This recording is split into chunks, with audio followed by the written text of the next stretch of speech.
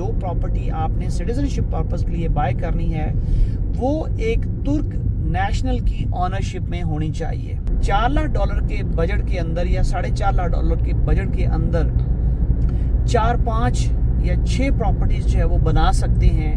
वही अपार्टमेंट उस जैसा यानी साइज में, फ्लोर में और उसकी जो टाइप है 1+1 मार्केट के अंदर वो $75,000 से लेकर $80,000 का मिल रहा है। $5 लाख की प्रॉपर्टी ओवरऑल पूरी हो जाए तो उसकी एटलीस्ट $4 लाख की एक्सपर्टीज जरूर आ जाएगी। आप देखेंगे कि प्रॉपर्टी जो है टर्की के अंदर अल्हम्दुलिल्लाह वो ऊपर जा रही है। ये मार्केट जो है वो बेहतरी की तरफ जा रही है। ये वो मार्केट है जो पेंडेमिक के अंदर गवर्नमेंट ने डेवलपर को फंड्स देके, पैसा देके, लोन देके इसे कायम रखा, इसे खड़ा रखा और डेवलपर को जो है वो गिरने नहीं दिया। ये वो मार्केट है जिसके अंदर मोर देन 95% लोकल बायर मौजूद है। दुबई में भी जो लोग बात करते हैं ना जी कि 10% आपको जो है रेंटल इनकम आती है, भाई नेट इनकम मुझे दिखाएं कहाँ पे 10%। ये सबसे बड़ी चीज है इंसान की बर्थ, जहाँ से आपको जो है वो बड़ा क्लियर मैसेज मिलता है कि जब न्यूबॉर्न बेबी आता है तो सबसे पहले वो माँ की गोद में, उसके बाद क्रेडल में यानी झूले में, उसके बाद फिर वो क्रॉलिंग करता है। क्रॉलिंग करने के बाद 1-2 स्टेप चलता है, गिर जाता है, फिर वो चलना सीखता है, फिर उसके बाद भागना सीखता है। लाइफ के अंदर भी अगर आप स्टेप बाय स्टेप चलेंगे तो कामयाबी रहेगी।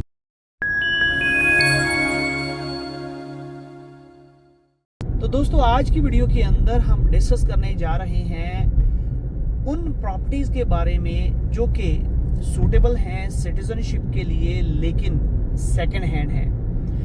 जब भी यहाँ पर दोस्त तशरीफ लाते हैं citizenship by real estate investment के लिए और वो हमसे बात करते हैं कि सेकंड हैंड प्रॉपर्टी में हम क्यों नहीं जा सकते या उससे हम सिटीजनशिप क्यों हासिल नहीं कर सकते, तो उसकी मल्टीपल रीजंस हैं और उन रीजंस का सॉल्यूशन क्या है और किस तरह आप $4 लाख के बजट के अंदर या $4.5 लाख के बजट के अंदर 4, 5 या 6 प्रॉपर्टीज जो है वो बना सकते हैं और आप अपनी सिटीजनशिप के लिए भी अप्लाई कर सकते हैं। तो ये हमारा टॉपिक है और सबसे पहले हम बात करने जा रहे हैं अगर आपने सिटीजनशिप अप्लाई करनी है तो सेकंड हैंड प्रॉपर्टीज को बाय करने में क्या प्रॉब्लम्स आते हैं। तो देखिए सबसे पहली बात तो ये है कि आपको मालूम है कि जो प्रॉपर्टी आपने सिटीजनशिप पर्पस के लिए बाय करनी है वो एक तुर्क नेशनल की ऑनरशिप में होनी चाहिए। नंबर 2, आपकी जो बाइंग प्राइस है वो उस टाइटल डीड के ऊपर लिखना भी ज़रूरी है। नंबर 3, उस प्रॉपर्टी की जो एक्सपर्टीज रिपोर्ट है, इवेलुएशन रिपोर्ट है, वो अप्रॉक्सीमेटली वही आनी चाहिए जो आपकी बाइंग प्राइस है, क्योंकि कंसीडर होगी वो प्राइस जो आपकी इवेलुएशन में आएगी। अब ये 3 चीज़ें जो है सेकंड हैंड प्रॉपर्टी के अंदर फाइंड आउट करना मुश्किल है, लेकिन कुछ दोस्त ऐसे हैं जिनके पास लमसम 4 लाख, 5 लाख, $4.5 लाख का बजट नहीं होता, लेकिन वो चाहते हैं कि वो सिटीजनशिप अप्लाई कर सकें और वो इसी चक्कर में ये अपॉर्चुनिटी मिस कर देते हैं कि हमारे पास जब पूरे होंगे पैसे हम तभी अप्लाई कर सकेंगे। तो उन दोस्तों को आज मैं बहुत ही खूबसूरत सॉल्यूशन देने जा रहा हूँ। सबसे पहले तो इन दोस्तों को मेरी एडवाइस ये है कि आप अगर इन दिनों में ये प्लान कर रहे हैं और आपके पास लेट्स सपोज अभी $1 लाख का बजट है और 4 लाख नहीं है, तो मैं आपको एडवाइस करूंगा कि आप आज ही ऐसी प्रॉपर्टी सेकंड हैंड जो कि सूटेबल हो सिटीजनशिप के लिए वो $1 लाख के अंदर जो आपके पास फंड्स अवेलेबल हैं वो फाइंड आउट कीजिए और वो बाय कर लीजिए। उसको बाय करते हुए आपने सारा प्रोसेस वही करना है जो कि सिटीजनशिप की प्रॉपर्टी को बाय करने के लिए गवर्नमेंट ने तफवीज़ किया है।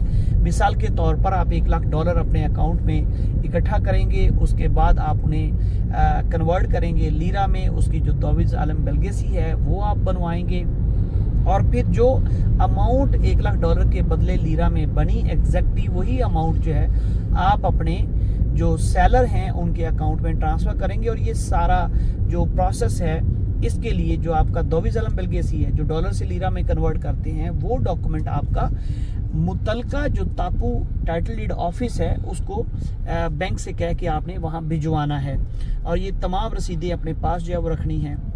इवेलुएशन जो भी आपकी आ गई उसके बाद आपने ये टाइटल डीड ट्रांसफ़र कर लिया, प्रॉपर्टी आपने बाय कर ली। अब ऑब्वियसली उसकी सूटेबिलिटी के लिए मैंने जैसे कि पहले अर्ज किया है, ये थोड़ा मुश्किल काम है, लेकिन जो आपका एक प्रोफेशनल रियल एस्टेट एजेंट है, और ख़ास तौर पे ये तब पॉसिबल होगा जब आप अपने रियल एस्टेट एजेंट के ऊपर भरोसा करेंगे। और भरोसा करने के लिए आपको पता है ये बड़ा मुश्किल काम है। आपको फाइंड आउट करना है कि ऐसा कौन सा रियल एस्टेट एजेंट है आपके जानने वाला, जो प्रोफेशनल भी है, ईमानदार भी है, और उसकी इतनी कमांड भी है इस तरह की प्रॉपर्टीज़ को फाइंड आउट करने के लिए। और उसका भी सोल्यूशन मैं बताता हूँ कि कहाँ पे बाय करना चाहिए। तो आप उनके ये ज़िम्मे लगाइए, वो फाइंड आउट करें, और आप ये सारा प्रोसेस करते हुए प्रॉपर्टी बाय कर लीजिए। बाय करके उसे आप रेंट आउट करना चाहते हैं, आप उसे रेंट आउट कर दीजिए। खाली छोड़ना चाहते हैं, खाली छोड़ दीजिए। अगर उसमें रहना चाहते हैं तो उसमें एक दिक्कत आएगी, आप रह सकते हैं, लेकिन आपकी जो नफूस होगा, जो एड्रेस रजिस्ट्रेशन होगी, वो पॉसिबल नहीं होगी, क्योंकि ये जो प्रॉपर्टीज़ की आपको मैं बताने जा रहा हूँ एरिया जिसमें आपको बाय करनी चाहिए, वो नफूस के लिए, रेजिडेंस कार्ड के लिए वो ब्लॉक है, वहाँ पे जो है वो आपका नफूस रजिस्टर नहीं होगा। तो अब आप इसको जो है वो बेहतर ये है कि आप इसको रेंट आउट कर दीजिए, ताकि एक एसेट जो है आपने जो जनरेट किया उससे आपकी इनकम जनरेट हो जाए। अब इसके बाद दूसरा आपको जो मैं बताऊंगा वो ये कि आजकल आपको मालूम है कि प्रॉपर्टी की जो मार्केट है वो फॉरेनर्स ना होने की वजह से डाउन है, और बैंक इंटरेस्ट रेट ज़्यादा दे रहा है, जिस वजह से लोगों ने बाइंग जो है गाड़ियों में और प्रॉपर्टी में बंद की हुई है या कम की हुई है, जिस वजह से जो है वो लोकल बायर, जो इंटेलिजेंट बायर है, वो तो बाय कर रहा है। मैंने पहले अपने वीलॉग में बताया था कि जिस रेशो से पिछले 3 साल के अंदर हर महीने में बाइंग सेलिंग होती है, वो अप्रॉक्सीमेटली 10-5% अप एंड डाउन हो रही है। लेकिन इसके बावजूद इंटरनेशनल बायर जो है इन्फ्लेशन की वजह से, कम होने की वजह से प्रॉपर्टी की प्राइसेस जो है वो 10-15-20% मार्केट से डाउन जो है वो बिक रही हैं। तो आपको मालूम है कि इस्तांबुल के अंदर एसन योद का एरिया ऐसा एरिया है जहां पर ज़्यादातर बड़े बायर्स जाना पसंद नहीं करते, चूँकि वो कम्युनिटी इस तरह की है, वो लोकेलिटी इस तरह की है कि वहाँ पे लोग इन्वेस्टमेंट को तरजीह नहीं देते। और मैं भी हमेशा से उसको डिस्करेज करता रहा हूँ और करता हूँ अब भी। लेकिन इस पर्पज़ के लिए, जब आपने एक से ज़्यादा प्रॉपर्टीज़ लेनी है, जब आपके पास बजट कम है और आपने स्टेप बाय स्टेप बाइंग करनी है, तो बेस्ट एरिया आपका एसन योद है। उसकी रीज़न क्या है?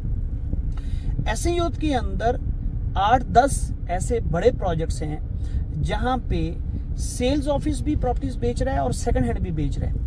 एक प्रोजेक्ट की अगर आपको एग्जांपल मैं दूं, तो वो प्रोजेक्ट का नाम लेना खैर मुनासिब नहीं है। उस प्रोजेक्ट बहुत अच्छा प्रोजेक्ट है, मतलब मैं पर्सनली उसको विजिट कर चुका हूँ, मेरे एक दोस्त का अपार्टमेंट है, वहाँ पे जाता रहा हूँ। बहुत ही ज़बरदस्त प्रोजेक्ट है, और स्टारबक्स उस प्रोजेक्ट के अंदर बना हुआ है। तो उसके अंदर जो सेल्स ऑफिस है वो 1+1 अपार्टमेंट $1,16,000 का डिस्काउंट के साथ जो है वो दे रहा है। वही अपार्टमेंट उस जैसा, यानी साइज में, फ्लोर में, और उसकी जो टाइप है 1+1, मार्केट के अंदर वो $75,000 से लेकर $80,000 का मिल रहा है, और वो सेकंड हैंड इंडिविजुअल से मिल रहा है, और वो भी सूटेबल है सिटीजनशिप के लिए। यानी उसका जो ऑनर है, करंट ऑनर जो है वो भी तुर्क है, उसके ऊपर पहले सिटीजनशिप नहीं हुई, और वो जो ऑनर है वो 5 साल पुराना टाइटल डीड है उसके पास, तो वो उसके ऊपर फुल अमाउंट भी लिख सकता है। एक्सपर्टीज़ की बात है तो मुमकिन है उसमें थोड़ी कम ज़्यादा जो है वो हो सकती है। तो अगर आप देखें, सेकंड हैंड इंडिविजुअल पर्सन से आप बाय कर रहे हैं, और वो प्रॉपर्टी जो है उसकी प्राइस आपको मार्केट में $80,000 का मिल रहा है, सेल्स ऑफिस से आपको जो है वो $1,10,000 का मिल रहा है, तो $30,000 आप एक्स्ट्रा पे कर रहे हैं सिर्फ इसलिए चूंकि आपको मालूम नहीं है, और आपका जो रियल एस्टेट एजेंट है वो ऑब्वियसली आपको उस तरफ जाने नहीं देता। और वो क्यों नहीं जाने देता, मैं आपको ये बताता हूँ, क्योंकि आप नहीं चाहते। यानी बाज़ औक़ात हम आपके लिए बेहतर से बेहतरीन करना चाहते हैं, लेकिन आप उस तरह नहीं करते। मिसाल के तौर पे ये जो सेकंड हैंड प्रॉपर्टीज़ हैं, ये फाइंड आउट करना ईजी नहीं है। आपको 50 बंदों को कॉल करना पड़ती है, और फिर उसमें से 10 जो है वो सूटेबल निकलती हैं, और जो 10 निकलती हैं उसमें से 5 वो होते हैं जो मालिक एग्री होते हैं किसी फॉरनर को बेचने के लिए। उन 5 में से फिर जो है वो 3 ऐसी निकलती हैं जो कि हर लिहाज से परफेक्ट हो, यानी जिसके आपकी जो रिक्वायरमेंट्स होती हैं कि जी क्लोज किचन होना चाहिए, ये फ्लोर होना चाहिए, ये व्यू होना चाहिए। तो अब इन 3 में से भी अगर आप कोई ना कोई नक्स निकाल लेंगे तो फिर बाइंग कैसे होगी? तो इसलिए जो रियल एस्टेट एजेंट है वो आपको ले जाता है डायरेक्टली जो है डेवलपर के पास, ताकि वहां पे आपको ये सारे जो मसाइल हैं इनका वन स्टॉप सोल्यूशन जो है वो मिल जाए। लेकिन उसमें आपको प्रॉपर्टी जो है वो ऑब्वियसली महंगी जो है वो मिल रही है। मैं हमेशा कहता हूँ अपनी हर वीडियो में, हर क्लाइंट को कहता हूँ कि भाई प्रोजेक्ट की प्रॉपर्टी आपको जो मार्केट प्राइस से है, जो सूटेबल है सिटीजनशिप के लिए, वो 10 to 15% जो है वो महंगी मिलती है। तो यहाँ पे जो है वो आजकल मार्केट डाउन होने की वजह से वो 10-15% और डाउन होगी, तो 30% आ गई। बाय कीजिए, आपका जो बजट है बाय करके उसे रख दिए, रेंट पे दे दीजिए। प्रोसेस सारा जैसे मैंने शुरू में बताया उसका सिटीजनशिप वाला फॉलो कीजिए। अब आप जो है आपके पास दोबारा जो है वो पैसे आ गए, आपने फिर वही प्रोसेस कर लिया, तीसरी बार आ गए, चौथी बार आ गए। जब आपके $5 लाख की प्रॉपर्टी ओवरऑल पूरी हो जाए तो उसकी एटलीस्ट $4 लाख की एक्सपर्टीज जरूर आ जाएगी।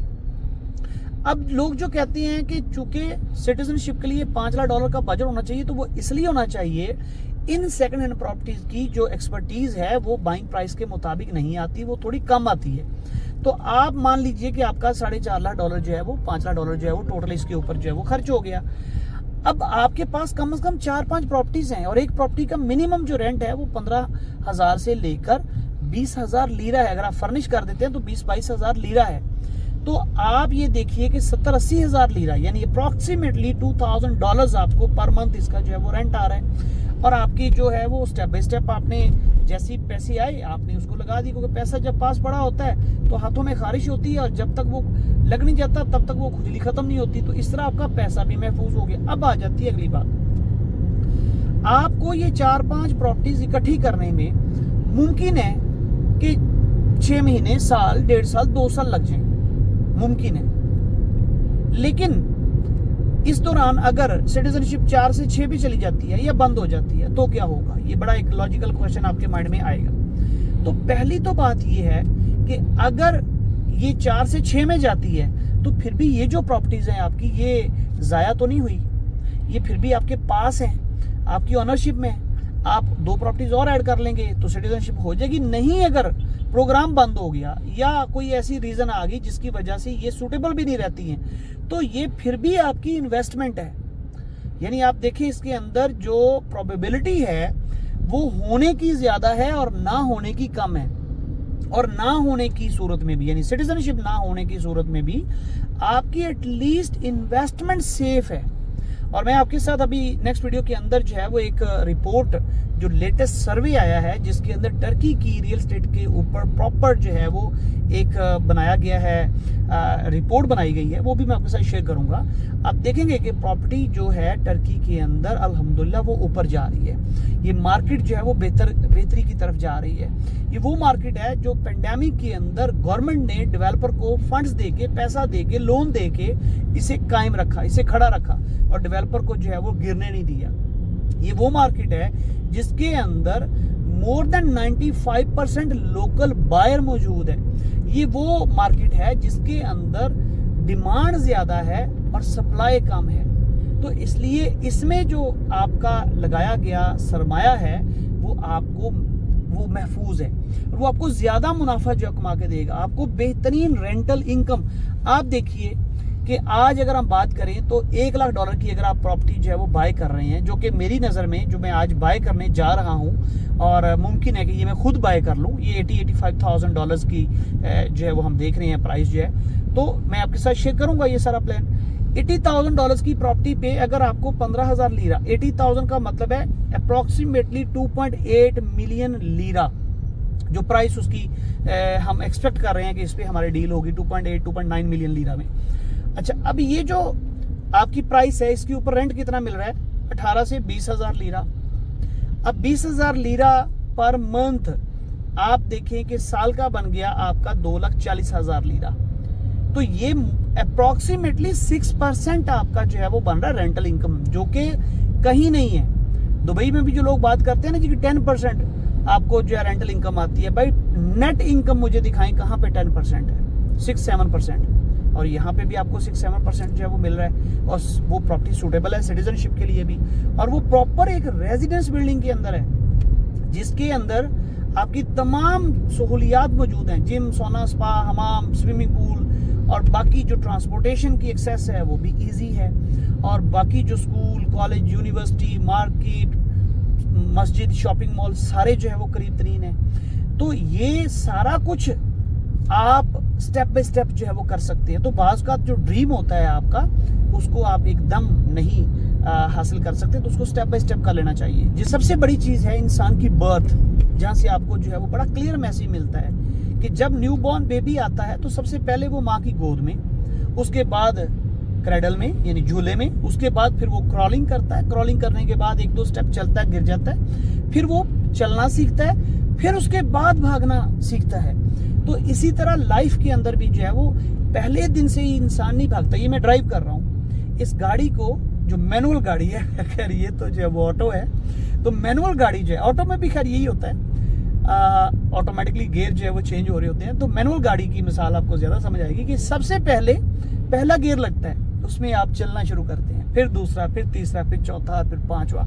तो ऑटोमेटिक में भी यही होता है, गियर जो है वो चेंज हो रहे हैं। तो लाइफ के अंदर भी अगर आप स्टेप बाय स्टेप चलेंगे तो कामयाबी रहेगी। हाँ, अगर आपके पास फंड्स हैं, अच्छे फंड्स हैं, आप इकट्ठे, आपके पास फंड्स मौजूद हैं, तो फिर मैं रिकमेंड करूंगा कि गवर्नमेंट जो प्रोजेक्ट्स हैं, जो GYO कंपनीज हैं, वहाँ पे जाइए, वहाँ पे इन्वेस्ट कीजिए, ताकि आपका जो प्रोसेस है वो स्मूथ रहे, क्विक रहे, फास्ट रहे। ये जो आपको मैंने प्लान आज दिया है, ये उन लोगों के लिए है जो कि कम बजट वाले हैं। तो हर एक के लिए हमारे पास कुछ ना कुछ तो जो है वो होना चाहिए। जैसा कि अल्हम्दुलिल्लाह हमारे पोर्टफोलियो के अंदर 5 रियल एस्टेट मार्केट जो है वो ऐड हो चुकी हैं। 5वीं जो है, मैं इसलिए वीडियो नहीं बना रहा, पहली आपको पता टर्की है जो हमारी होम ग्राउंड है, दूसरा जो है दुबई है, उसके बाद नॉर्थ साइप्रस है और बाली है। ये 4 जो है ऑलरेडी आपको मालूम है, इसके ऊपर हम वीडियोस जो है वो बनाते रहते हैं, आपको अपडेट करते रहते हैं। 5वां है अब जॉर्जिया के अंदर भी बतूमी। और बतूमी की वीडियो मैं इसलिए नहीं बता रहा कि मैं जाऊंगा वहां पे नेक्स्ट मंथ और जाके वहां पे मौके पे आपको सारी जो सिचुएशन है वो दिखाऊंगा। $1 लाख के ऊपर आपको रेजिडेंसी कार्ड मिल जाता है जो टेम्परेरी है, $3 लाख के ऊपर आपको जो है वो मिल जाता है परमानेंट रेजिडेंस कार्ड। तो ये सारी ऑप्शंस लाने का मकसद आपके लिए ये है कि हर एक को हर ऑप्शन सूट नहीं करती, तो जिसको जो सूट करता है उसे हम जो है वो दे देंगे। जैसे एक शॉप के अंदर एक ही जैसे जो है वो गारमेंट्स, एक ही जैसे जूते या एक ही साइज के जूते तो नहीं ना होते, हर एक का डिफरेंट साइज होता है, डिफरेंट रिक्वायरमेंट, डिफरेंट नीड होती है। तो हम आपको चाहते हैं कि हर वो चीज़ जो आपकी रिक्वायरमेंट नीड को फुलफिल कर रही है वो हम आपको ला के दें। तो अपना बहुत सारा ख्याल रखिएगा, मुझे दुआओं में याद रखिएगा। अल्लाह हाफिज़।